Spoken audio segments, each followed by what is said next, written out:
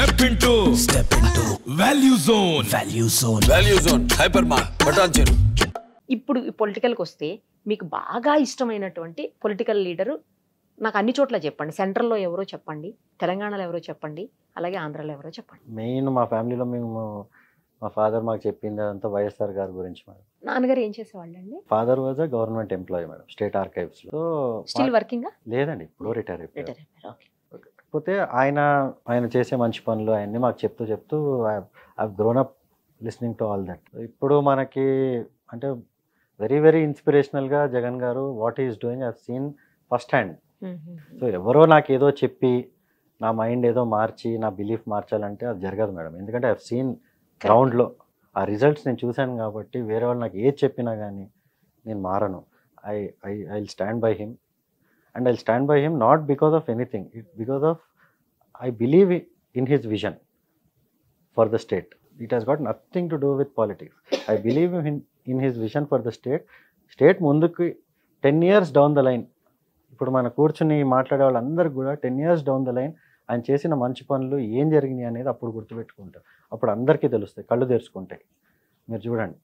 So I know what path he's taking and I totally support him in that vision. ఆంధ్రాలో చెప్పారు, తెలంగాణలో చెప్పారు. తెలంగాణలో డెఫినెట్గా ఐ లవ్డ్ మన కాళేశ్వరం ప్రాజెక్ట్. ఎందుకంటే మా సిద్దిపేటలో నా సొంత భూమి, మాకు చెట్లకి నీళ్ళు ఇవ్వడానికి కూడా నీళ్ళు ఉండేవి కాదు. Within a matter of 2 years it has completely transform. So I really like the way ఆయన మొత్తం ఎట్లయితే తెలంగాణ డెవలప్మెంట్ జరిగిందో ఆ విధంగా I truly admired his work.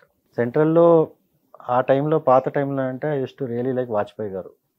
Because even being from BJP he was such a secular person. He used to talk the truth out. చాలా సార్లు he used to criticize his own party people. ఇదంతా తప్పు జరిగింది ఏమైనా చేసినా. So he was the first person, మీకు if you remember or not, I don't know, ₹1 ఇండియాలో ఖర్చు పెడితే ఒక మనిషికి 10 పైసలు వెళ్ళలేదంట. అట్లాంటి స్టేజ్ నుంచి ఈరోజు జగన్మోహన్ రెడ్డి గారు రూపాయి ఖర్చు పెడితే రూపాయి వెళ్తుంది. మన ఇండియా గవర్నెన్స్లో that is the biggest success, victory. అవన్నీ అంటే ఎప్పటి నుంచో పాలిటిక్స్ ఫాలో అవుతూ I studied all these governments నేను చూశాను. But I truly admire the way is running the government. ఇప్పుడు చుట్టుపక్కల డిస్టర్బెన్స్లు చాలా ఉంటాయి మేడం. అవునవును. Even within the party కానీ బయట కానీ. మీరు అన్న పాలిటిక్స్ అవి వేరు, పాలిట్రిక్స్ అవి వేరు. బట్ సిన్సియర్ పబ్లిక్ సర్వీస్ కానీ గవర్నెన్స్ కానీ is doing a fantastic job. అవన్నీ మనకి సెన్సేషనలిజం రాదు కదా వీటిలో. అందుకే మీడియా కూడా ఎక్కువ వీటిని ఏం చూపిస్తుంది, పాలిట్రిక్స్ ఎక్కువ చూపిస్తారు. అదే కదా మేడం, ఈయన ఈ పార్టీకి వెళ్తున్నాడు, ఆ పార్టీకి వెళ్తున్నాడు, కానీ ఆయన ఏ మంచి పని చేశాడు మనుషులకి అనేది చెప్పరు. ఆయన నేను ఎందుకు వెళ్తున్నా, నేను ఏం చేస్తానని చెప్పడు. నాకు సీట్ ఇవ్వలేదు అంటాడు. నీకు ఎందుకు ఇవ్వాలి, నువ్వు ఏం చేసావు అని, నువ్వు ఏం చేద్దాం అనుకుంటున్నావు, నీ విజన్ ఏంటి, అదేం ఉండదు. ఒక అవకాశం ఇచ్చినప్పుడు మంచిగా యూజ్ చేసుకుంటే అసలు అవకాశం అని కాదు, మన పని ఏంటి. ఇప్పుడు ఈ రోజు నేనున్నా, రేపు ఇంకొకళ్ళు ఉన్నా కానీ అదే పని చేయాలి కదా. అవును, కంటిన్యూ చేయాలి. పబ్లిక్ కి హెల్ప్ చేయాలి మనం. డెవలప్మెంట్ ఆగద్దు, పబ్లిక్ సర్వీస్. ఇప్పుడు మన సీట్లు మనము మన ఇది అని. అవును, మీది నేటివ్ ఎక్కడండి అసలు? ఇటు సిద్దిపేటనా గుంటూరా? గుంటూరు మేడం. ఫాదర్ది వెల్లలూరు, మదర్ది ఫిరంగపురం. ఇది ఇక్కడంటే మనం ల్యాండ్ కొనుక్కున్నాం. అంతేనా? ఎప్పుడు ఇక్కడ ఉండలేదు హైదరాబాద్ లో అండి? హైదరాబాద్ లో ఉన్నాను, స్టడీస్ అండి. ఫాదర్ ఇక్కడే తార్నాకలో చేసేవాళ్ళు, జాబ్ చేసేవాళ్ళు కాబట్టి I was here in Hyderabad. I studied in Hyderabad. ఏ స్కూల్లో చదువుకున్నారు? భవన్స్ మేడం, భారతీయ విద్యా భవన్. భారతీయ విద్యా భవన్స్ లో చదివారు? జూబ్లీ హిల్స్ కాదు, సైనిక్పూర్. ఏదైనా కూడా భారతీయ విద్యా భవన్స్ లో చదివారు. సూపర్. అసలు అక్కడి నుంచి స్టార్ట్ చేశారా ఆడటం? Yes madam. స్కూల్ లెవెల్లోనే? స్కూల్ కాదు, ఇంకా అదే school. when I was 8 years old. అప్పటి నుంచి స్టార్ట్ చేశారు. ఫస్ట్ 8 ఇయర్స్ కి పట్టుకున్నారా బ్యాట్? 8 ఇయర్స్ కి ఫాదరే నన్ను కోచింగ్ క్యాంప్ తీసుకెళ్లారు. ఆయన డ్రీమ్ నేను ఇండియాకి ఆడటం. సూపర్. టీచర్ కదా ఆయన డ్రీమ్. టీచర్ అంటే ఆయనే కష్టపడ్డారు madam. He has dedicated his entire life for me. మరి జాబ్ ఎట్లా మేనేజ్ చేశారండి? మొత్తం ఇక నాకు అందుకే మనకి పబ్లిక్ ది కష్టాలన్నీ తెలుసు మేడం. ఇప్పుడు ఎవరో ఒకరు చాలా మంది చాలా మాటలు చెప్తారు. బట్ ఐ నో ఒక ఫ్యామిలీకి ఏం అవసరం, ఒక ఫ్యామిలీ ఎదగాలంటే ఏం కావాలి అనేది మాకు ఐడియా ఉంది. ఇప్పుడు అదే చెప్తున్నా కదా, ఇప్పుడు రియల్ ఎస్టేట్ పెరగాలంటే ఈజీ. అవును. ఎంతమంది బాగుపడతారు? 100 మంది బాగుపడతారు, 1000 మంది బాగుపడతారు. అంతే, కరెక్ట్. అది ఇది సమాజం మొత్తం బాగుపడుతుంది కదా. ఎంత ఏజ్ లో ఫస్ట్ మ్యాచ్ ఇంటర్నేషనల్ ఆడారు అసలు? 28. 20 ఇయర్స్. 20 ఇయర్స్ తర్వాత ఆడారు. ఎవరండి కోచ్ మీకు? ఫస్ట్ లో విజయ్ పాల్ సార్, ఇంకా నాగేష్ హేమంత్ సార్ అని ఇక్కడే మన జిమ్ఖానాలో ఉండే. నువ్వు జిమ్ఖానాలో ఆడేవాళ్ళ వెళ్ళి రోజు ఎన్ని గంటలు ప్రాక్టీస్ చేసేవాళ్ళు? జిమ్ఖానాలో మార్నింగ్ మనకి 5 o'clock స్టార్ట్ అయ్యేది క్యాంపు, 5 to 9 ఉండేది. మళ్ళీ ఈవినింగ్ పూట స్కూల్కి వెళ్ళేసి వచ్చి ఈవినింగ్ ఫాదరే మొత్తం ప్రాక్టీస్ చేయించేవాళ్ళు ఇంటి దగ్గరనే. ఇంటి దగ్గరే అంటే ఫిట్నెస్ కానీ ఈవెన్ టెన్నిస్ బాల్తో ఆడటం కానీ అన్ని అంటే డిఫరెంట్ ఆస్పెక్ట్స్. నాన్నగారు కూడా స్పోర్ట్స్ పర్సన్ అంటే ఆయనకు చాలా ఇంట్రెస్ట్ ఉండేది. ఆ టైంలోనే గుంటూరులో ఉన్నప్పుడు అప్పట్లో మెడ్రాస్కి వెళ్ళి టెస్ట్ మ్యాచ్లు చూడటము అవన్నీ కూడా చేసేవాళ్ళు.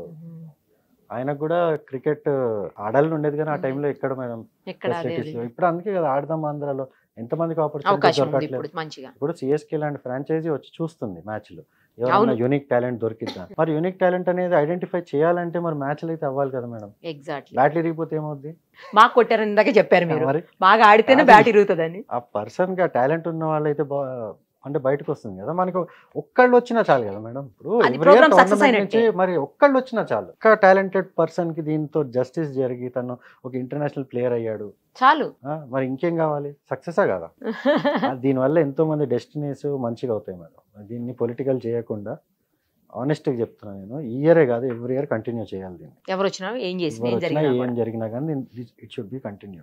మీరు అవును మ్యాచ్ ఆడేటప్పుడు ఫస్ట్ ఎంత తీసుకున్నారు? అమౌంట్ ఎంత వచ్చింది గుర్తుందా? రంజీ ట్రోఫీకి ఫస్ట్ మాకు ఎంత మేడం 600 రూపీస్ అనుకుంటా. అవునా?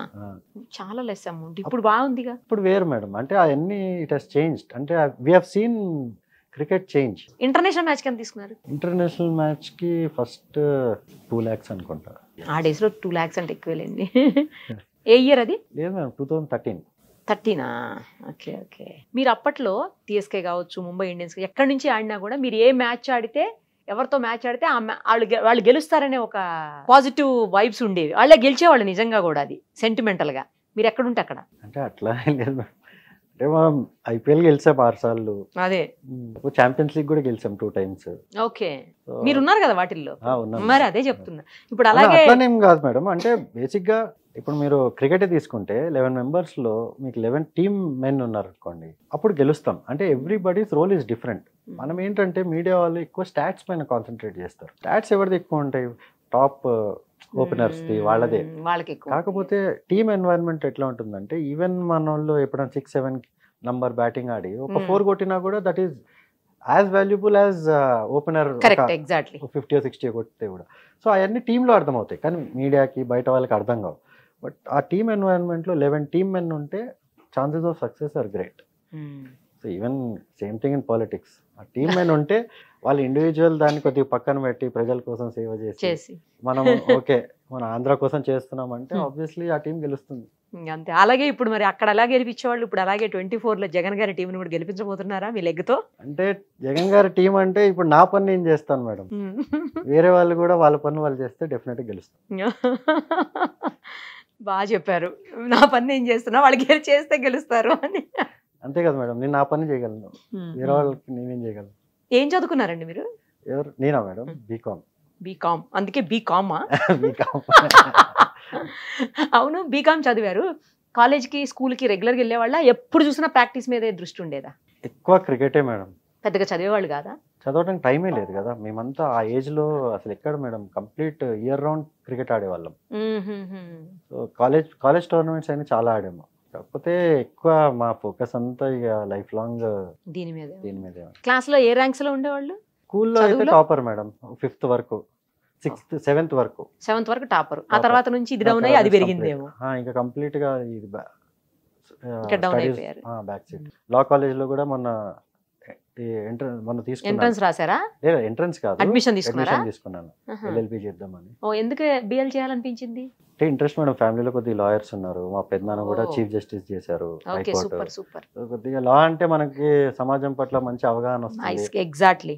అందుకోసం వాళ్ళ విజనే వేరు ఉంటుందండి. లా తెలిసిన వాళ్ళ విజన్. మనకి ఒక idea of how to lead life, how to సొసైటీని ముందుకు మనం కూడా తీసుకెళ్ళి అనేది మంచి అవగాహన వస్తుందని.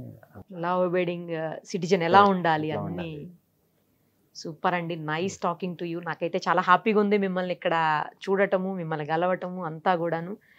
చాలా విషయాలు షేర్ చేశారు. అటు కెరియర్కి సంబంధించి, ఈ కెరియర్కి కొత్తగా స్టార్ట్ చేసిపోతున్న ఈ ఇన్నింగ్స్ కెరియర్కి సంబంధించి కూడా షేర్ చేశారు.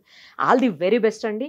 మీరు ఏదైతే అనుకుంటున్నారో పబ్లిక్కి సర్వీస్ చేయాలి అని, ముఖ్యంగా అది 100% చెయ్యాలని చేస్తారని నమ్ముతూ thank you so thank much. You madam, thank you so much.